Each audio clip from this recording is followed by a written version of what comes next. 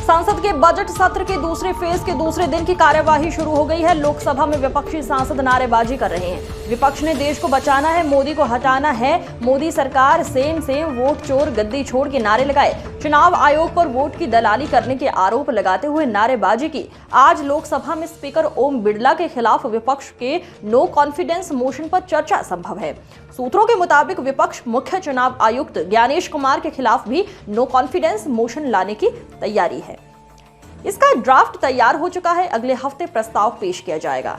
सत्र के पहले दिन राज्यसभा लोकसभा में विपक्ष ने अमेरिकी, इजराइल और ईरान जंग के हालातों और भारत पर इसके असर पर चर्चा की मांग को लेकर हंगामा किया। देश के ऊर्जा संकट पर चर्चा की मांग की।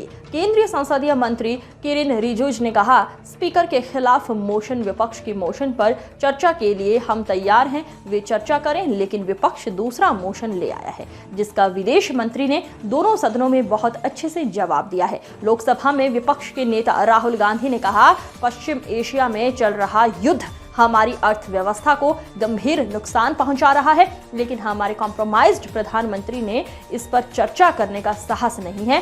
शेयर बाजार गिर रहा है, एलपीजी की कीमतें बढ़ रही हैं और वैश्विक कच्चे तेल की कीमतें ऐतिहासिक स्तर तक पहुंच रही है। इसका सीधा असर आम आदमी, घरेलू बजट और छोटे व मध्यम व्यवसायों पर पड़ रहा है। प्रधानमंत्री मोदी को ब्लैकमेल किया जा रहा है। उनके पास भारतीय जनता के हितों को बेचने के अलावा कोई विकल्प नहीं है। मेरी बात याद रखिए, वे संसद में नहीं आएंगे। और जो वेस्ट एशिया में हो रहा है, उससे कितने रुपए का नुकसान होगा? मतलब एक प्रकार से पैराडाइम शिफ्ट करने की लड़ाई चल रही है। उससे हमारी इकोनॉमी को जबरदस्त नुकसान होने वाला है। स्टॉक मार्केट का आपने देख लिया। यूएस डील साइन कर दी है मोदी जी ने, तो बहुत जबरदस्त चोट लगने वाली है देश को। तो उस पर डिस्कशन करने से क्या प्रॉब्लम है? यही हम मांग रहे हैं। और उसके बाद हम दूसरी इशू पे डिस्कशन करेंगे। बट आपको क्या लगता है, वेस्ट एशिया का जो मामला है, क्या वो जरूरी नहीं है क्या? फ्यूल प्राइस, इकोनॉमिक डेविस्टेशन, ये जरूरी नहीं है क्या? तो ये जनता की इश्यू है, इसको हम जरूरी मानते हैं, इस पे हम डिस्कशन चाहते हैं।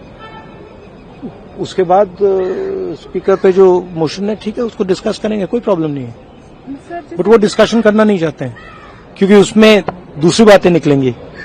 उसमें प्राइम मिनिस्टर की पोजीशन निकलेगी।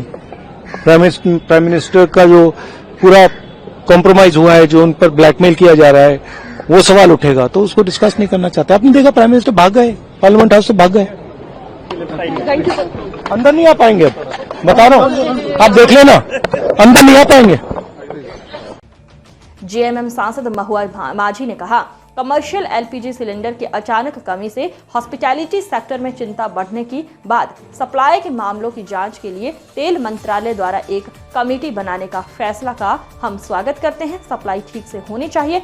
हालांकि पूरे देश में हालात खराब है। मैं कल रांची से लौटी हूं। शहर में लोग एलपीजी सप्लाई को लेकर परेशान हैं। पेट्रोल पंपों पर लंबी लाइनें लग रही हैं। सरकार को अपनी पॉलिसी साफ साफ बतानी चाहिए। ऐसा लगता है कि विदेश नीति में कोई तालमेल नहीं है।